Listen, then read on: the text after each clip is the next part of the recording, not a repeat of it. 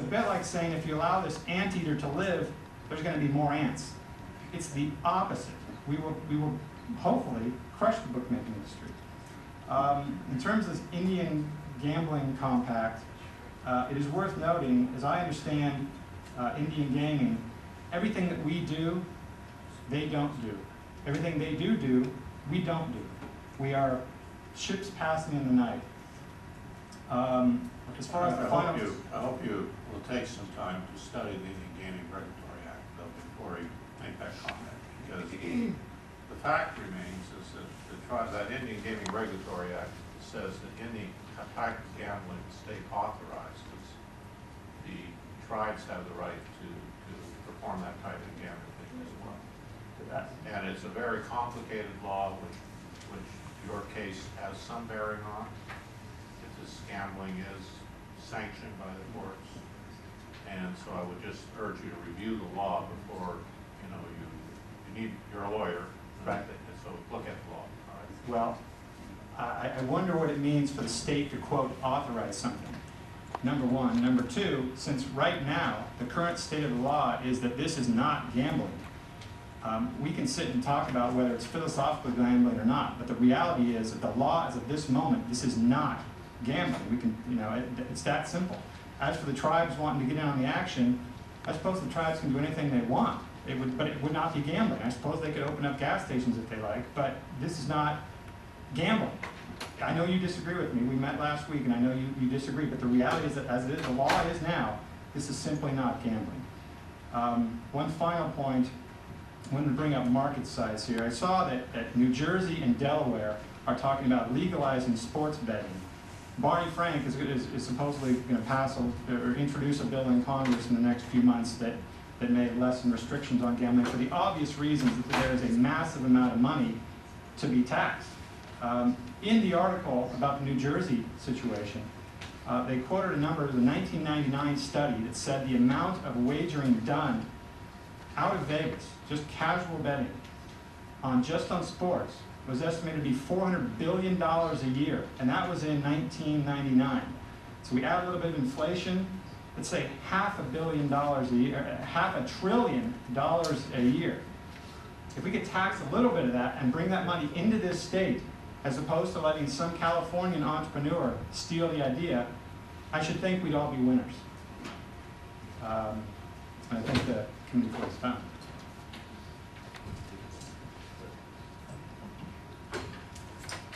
Good afternoon, members of the committee and Chairman Conway. Thank you very much for the opportunity to speak today. My name is Brad Nelson, and I am a businessman located down in Vancouver, Washington. I currently employ 12 people throughout the state of Washington. Over the past 16 years, I've run a number of businesses, some successful and some not so successful, in the state of Washington. I am also an investor in betcha.com. I invested in betcha.com because I saw it as a simple yet innovative idea. In my experience, some of the businesses I've had have been simple and some have been innovative. Some have worked and some have not worked. Both simple ideas can work and innovative ideas can work. It depends on how you run them. But it's a rare business that is both simple and innovative. It's the type of business that when you hear about it, you wind up taking a step back and you say, why didn't I think of that? For me, that is what betcha.com was, and that's why I invested in it. At its heart, betcha.com is a social, web-based, person-to-person wagering platform. It allows people to bet on friendly rounds of golf, what the weather is going to be like tomorrow, what they think somebody is going to wear. It allows people to just interact with one another and to have a friendly wager on one thing or another. Lately, there's been the NCAA tournament. People bet on the Super Bowl. Governors wager on the Super Bowl. People are engaged in this throughout the normal course of their lives.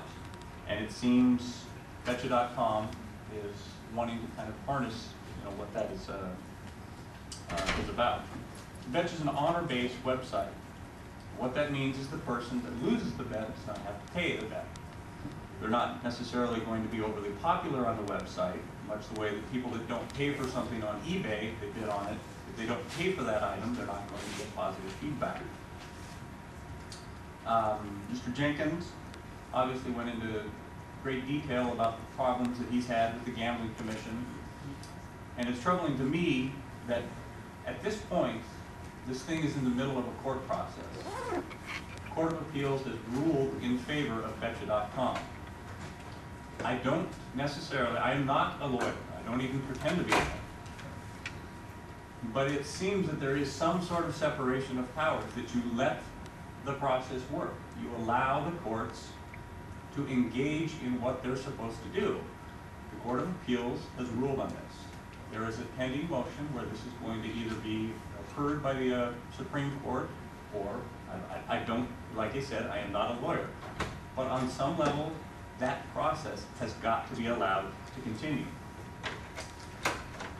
Mr. Jenkins submitted a letter to a number of friends, family, and investors and interested parties. I'd like to introduce, I think it's 49-ish.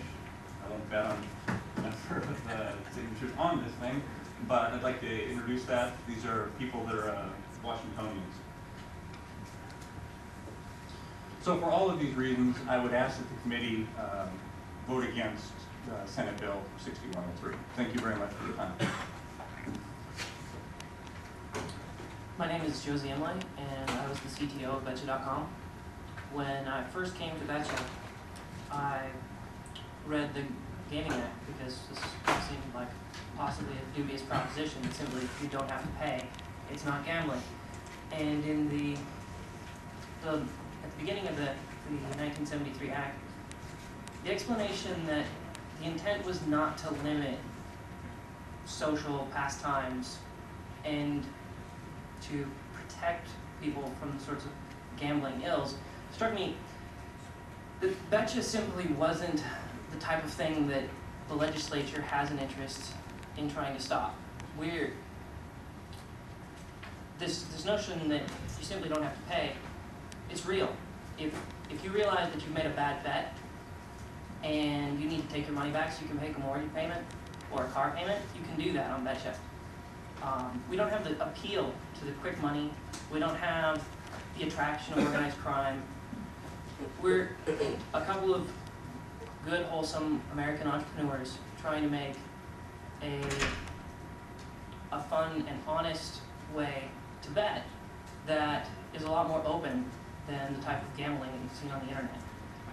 And it seemed to me that this obviously wasn't gambling, and that even if the government decided to take action, that they would work with us and give us the benefit of the doubt.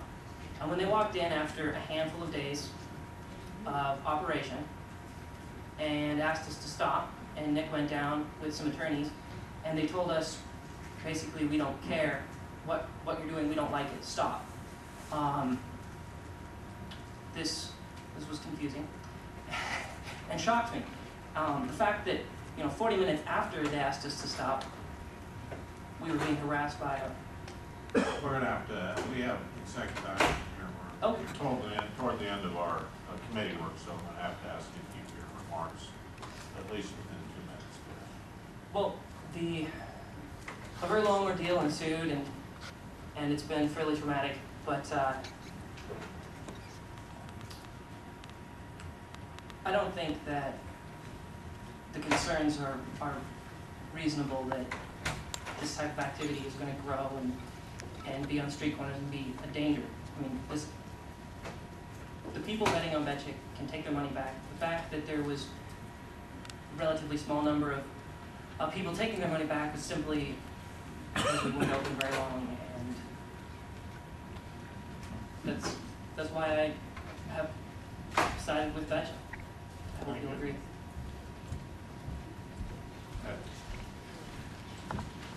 I have others who want to testify on this bill. They come forward. Representative Conway, Chair Committee. I'm Jay Giroux, owner of ZDI Gaming, a family-owned, operated, full tab distributorship in the state, in good standing with the Gambling Commission for the last 20